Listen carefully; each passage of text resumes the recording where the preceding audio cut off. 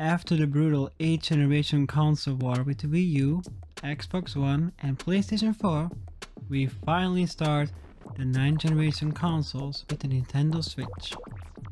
This model is the 2nd generation version that came out in 2019 with the Nintendo Switch 2 and Nintendo Switch Lite. The difference between the two main consoles is a slightly improved cooling design inside, giving it better handheld mode performance while tweaking the chips inside to be more power efficient, increasing the battery life from 6.5 hours to 9 hours. The Nintendo Switch is a 2-in-1 device with both a Wii U and 3DS successor that you can use in both console mode and handheld mode.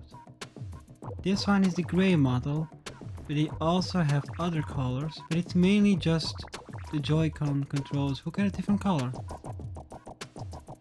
Oh boy, let's talk about the Joy-Con controllers.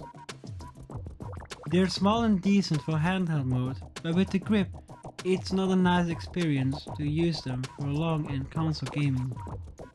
They have a Pro controller that I recommend, but it's not part of the box, so it's not being reviewed in this episode.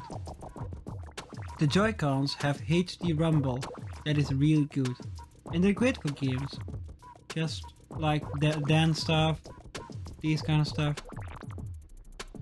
The grip is a square controller holder that is not great in the hand.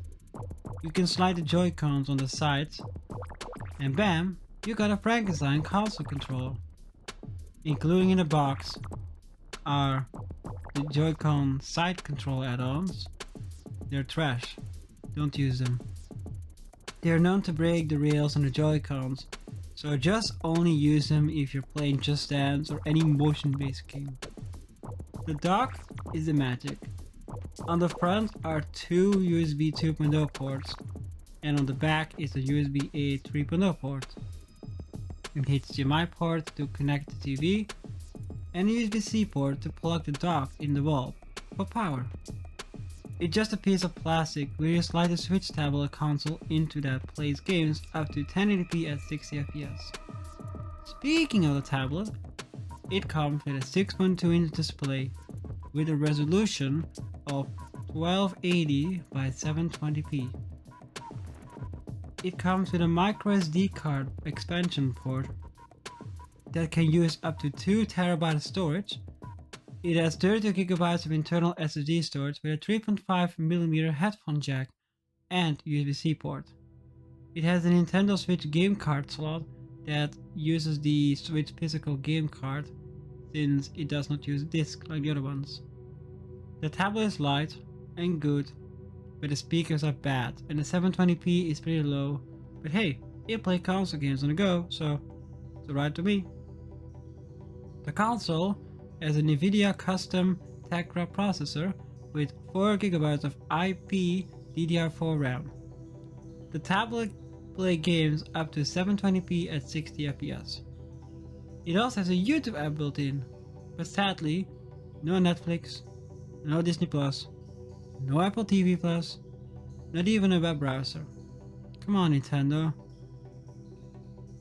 Let's talk about the games. I tested this console with 4 games. Rocket League runs pretty good, no dropped frames, and it runs default on medium settings, you can't make it higher. I love this game, and it's nice that I can take this game with me on the go.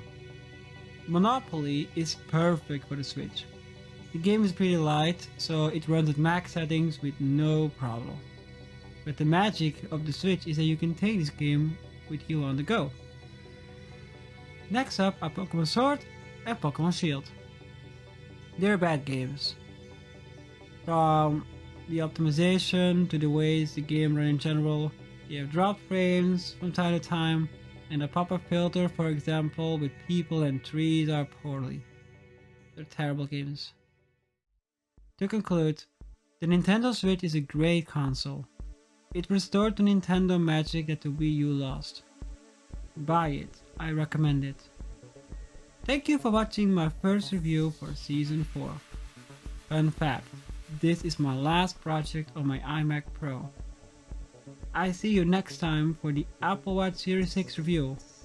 And as always, stay hydrated and see you next time. Jamie out.